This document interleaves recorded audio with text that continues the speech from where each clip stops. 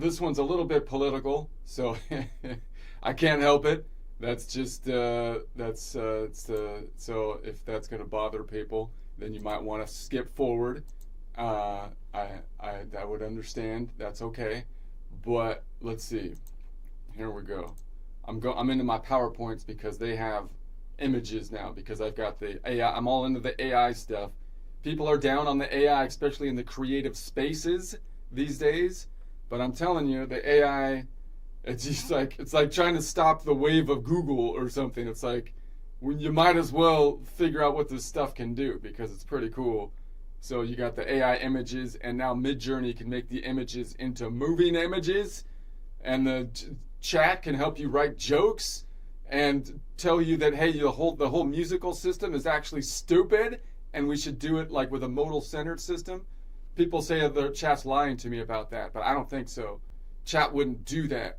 Chat wouldn't do that. Chat's telling me like it is, I feel like. Anyways, here's the joke. Dear God, if this comedy routine ever turns into a Pfizer drug commercial where I'm dancing around dressed like a syringe, please, dear God, just headbutt me with those deer antlers. Wait a second. God doesn't have antlers. You're not supposed to worship stuff with antlers. That's the whole point.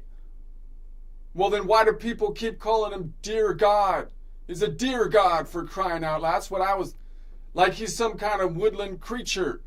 Guess you're right. Otherwise, before you know it, we're all praying to like Bambi or something. So that's probably a good idea. But whatever. Still, forget the antlers. That's fine. If I ever start dancing, like prancing around as a syringe selling Pfizer drugs, if that's what this show turns into, God should totally headbutt me with his halo. Headbutt, a halo headbutt should hurt just as much as like the antlers, you know. It's basically the same effect, you would think. It's like having brass knuckles on your head, except they're gold. It's like brass knuckles on your head, but it's gold, so that'd be a good headbutt thing. And while we're at it, the media keeps calling Republicans fascist. I don't know if you've noticed this. Maybe you don't watch the news, but they keep on saying the Republicans are fascist, which is kind of rich considering they're all working for the Kaiser. You know, Pfizer.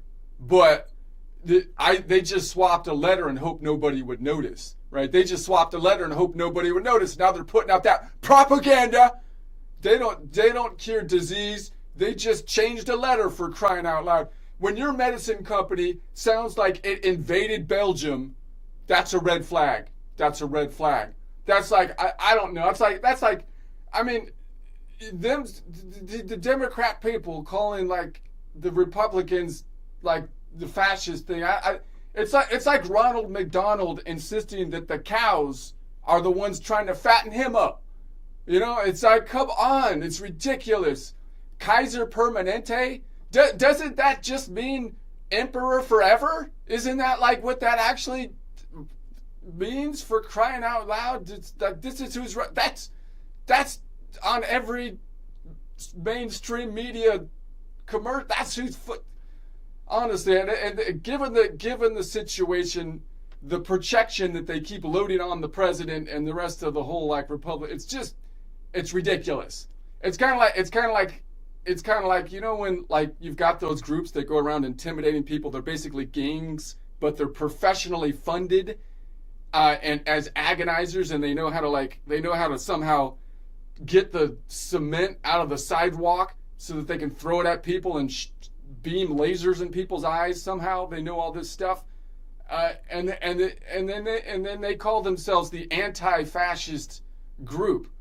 It's like, wait a second, you're the one going around professionally funded antagonist. How could you be the what? It doesn't make any anyway. Whatever. There's a little bit of confusion with the terminology.